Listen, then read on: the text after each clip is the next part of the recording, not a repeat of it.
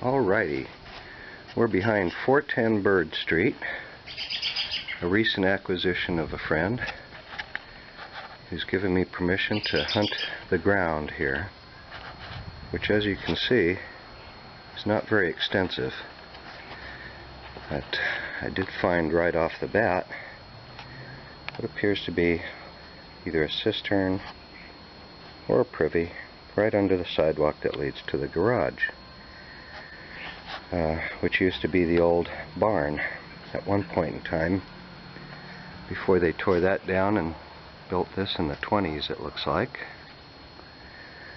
I probed extensively over the course of a couple of days and didn't find much of anything else back in this area. Back in the day, that barn belonged to one of those houses back in there, not this one. Original property line ran right about in here, where that little tree is. So this cistern or privy or whatever it is would belong to the house next door on 4th Street. We're between 4th and 5th, 410 Bird. So the only other spot that I found is over by that bush there, which I flagged and is in the shadows and you can't see it, likely. Yeah, right there. But I believe that is either on or over the property line. I'm not sure where the property line is here. So we are planning to go at it. Hope I don't get intercepted, I guess, and see what happens. Beg for forgiveness if it is a crow hop. I did find a half pint, what looked to be a double eagle flask piece back in this area, so I'm going to probe some more. Make sure I probe every square foot of it back there, just to make sure I didn't miss something, because that would be the most likely place for something other than under the floor of the garage, which is not going to happen. Well, after an hour and a half of digging, we found a few shards, and at about the 3-foot level, and we've hit a stone liner, ovoid in shape so far, and that's about it so far.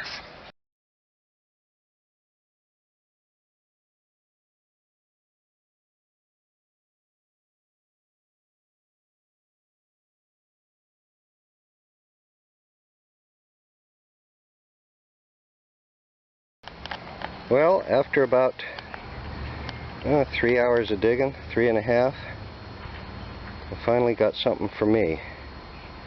A G.W. Weston and Company, Saratoga. Does have a rather moderate lip chip. Doesn't go all the way through the lip, fortunately, but it's there. God, is this a gorgeous bottle. Old, seed bubbles. It's a pretty one. Let's see if I can get behind that color there. Yep. Just hitting the old layer. Well, down at the lower level here, I pulled up a Halford's Leicestershire sauce. Table sauce. Nice long neck on this thing. Smooth based. I think they were ponnelled, but speaking of ponnelled, the first thing that came out of here that even resembled a ponnell was this little guy, embossed H. Danford. With a nice rolled lip. And at first when I looked at it, I thought, God, does that have a ponnel? Barely noticeable, but it's there. Open ponnel. H. Danford. Would have been more special if it said G. Danforth for our deceased buddy George. Yeah, at least it makes me think of him. Well, fresh out of the hole and out of a clay layer like the last one is this Eureka. The infallible, what does it say? The infallible hair. What the hell does that say? Restorative. Looks older than dirt. I think it's a refired ponnel. The lip is not rolled or flared, but certainly applied. Very old. This is a nice one. I have no idea, but I'll discover what it is. Eureka! Well, fresh out of the hole is my first cathedral pepper sauce with a nice open ponnel, a little sliver out of the lip, which I didn't do. It's an old one. But still, boy, my first cathedral pepper sauce. Yee-haw. Yum, yum, yum.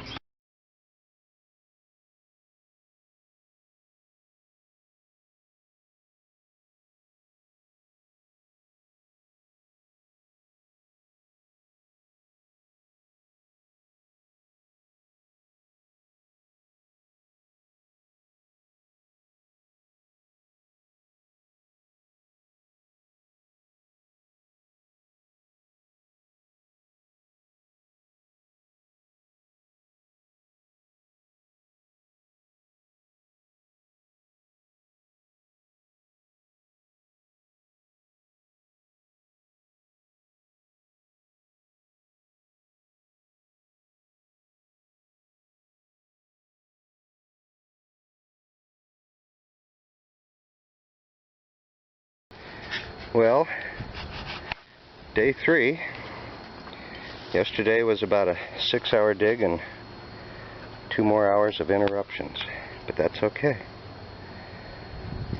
because it got people interested. And that's what half of it's all about. The other half is digging bottles. And there's a pile of the 1890s stuff. And a few of the more interesting things. I think I have a Crawleytown Mason there. And I've just enlisted in the aid of my neighbor to help bucket. And it took me a half hour for 10 bucket loads myself. I'm thinking at least another 20. And then, oh, he gets to fill this in. I told him it was a big one. It's on him. He already accepted the job. Dun dun dun dun. The mission. Dun dun dun dun. Smile for the camera. Well, after cussing out Johnny, my bucket man, the bottle goddess decided to reward me with a good bottle, Dr. Jane's hair tonic, with a nice open ponnel. Yee-haw.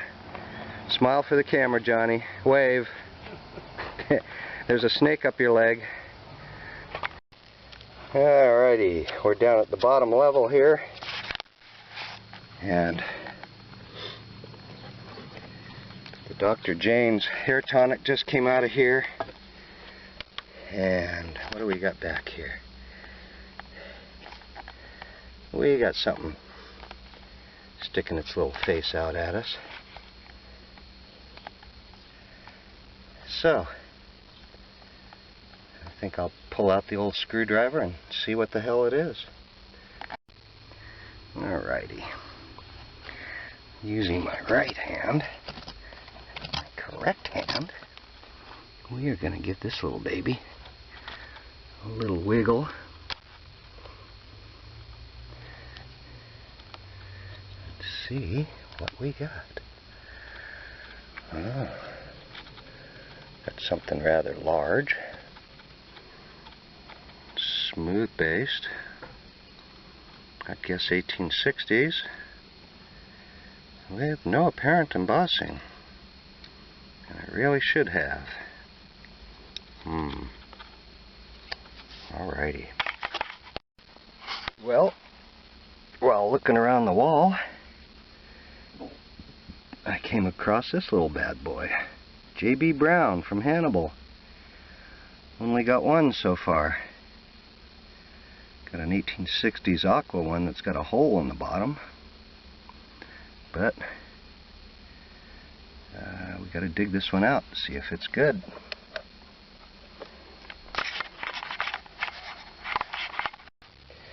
Well, I often claim that every hole has something to be learned from, and this one's turning out to be no exception.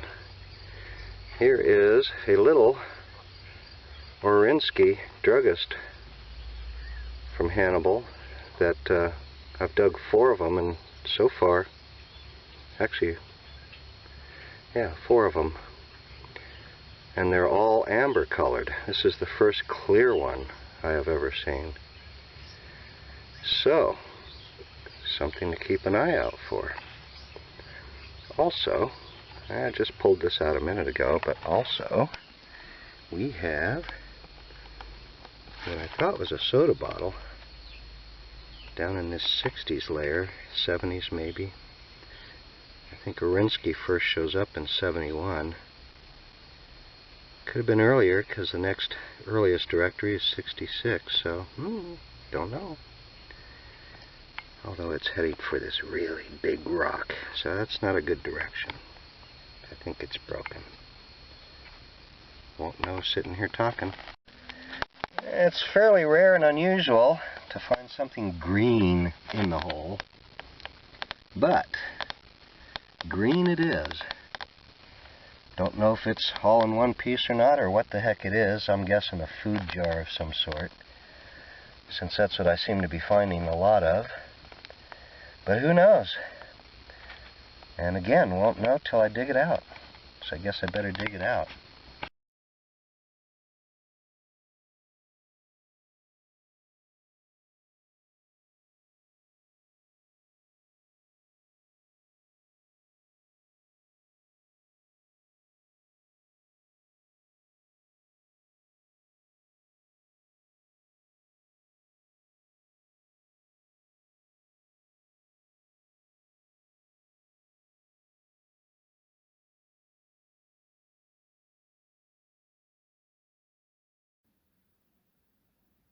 Well, this pit was pretty unique in that when I opened it up, I was hitting 1910 stuff, and it went all the way to the bottom to the 1850s.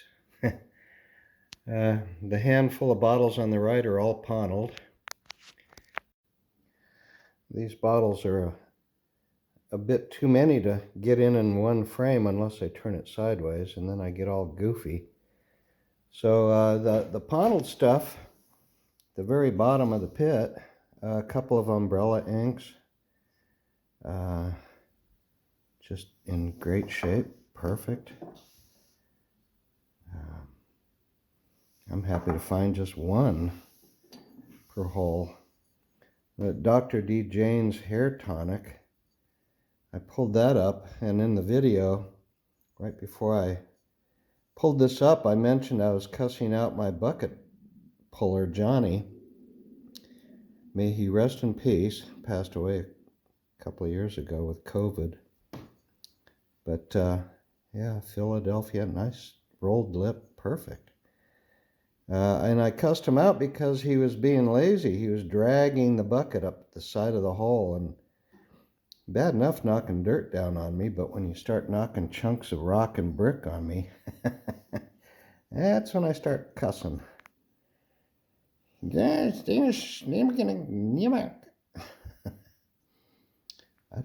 doesn't take a lot for me to get to cussing either, as you can probably tell.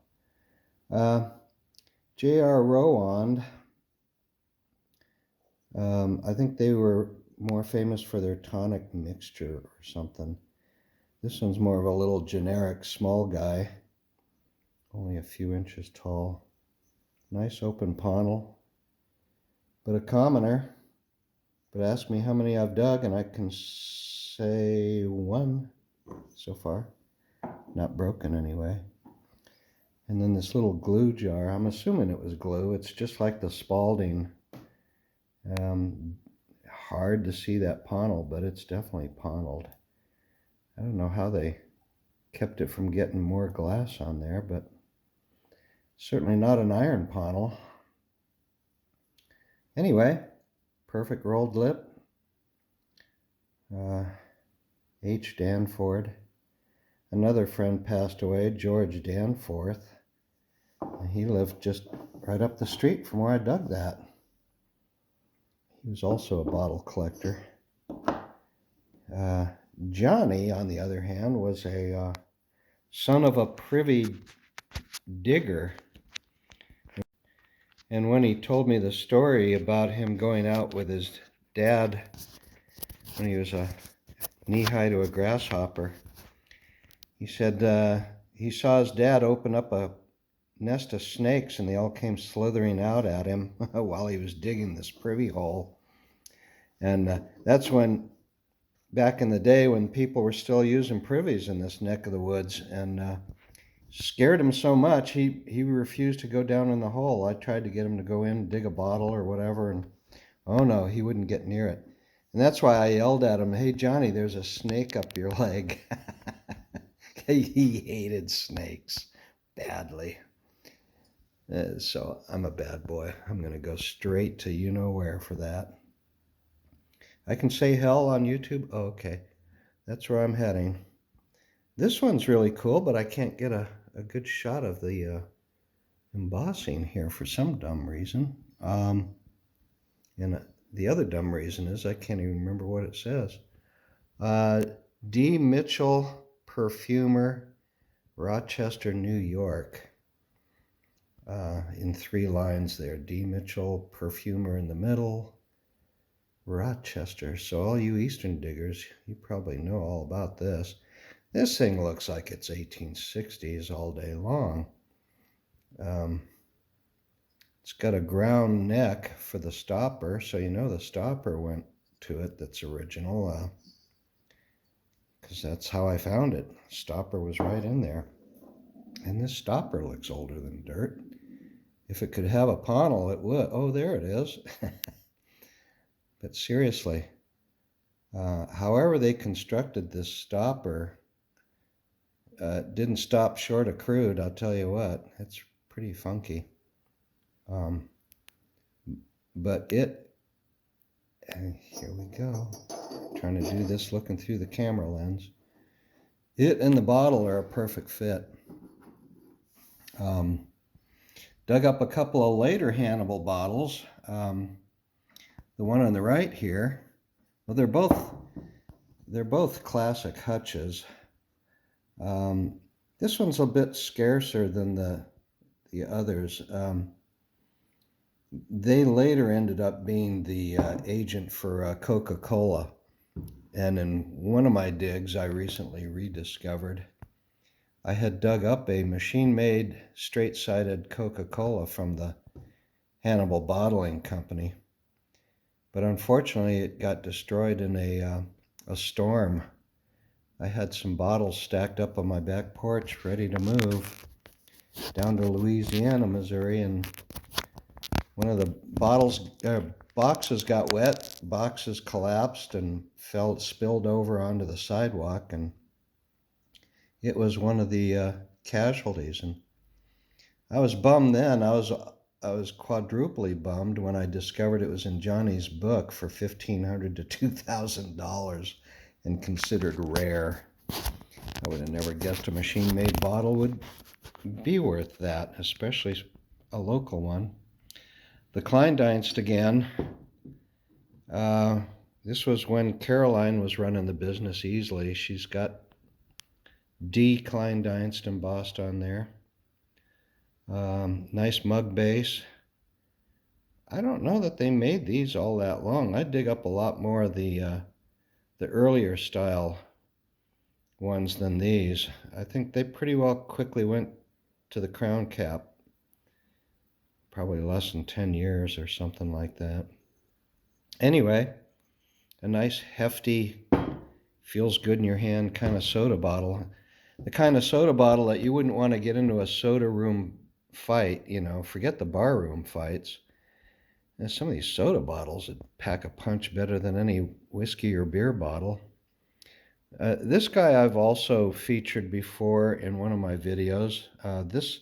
This one actually came out of this hole. I can guarantee that much. The Eureka, the infallible hair restorative.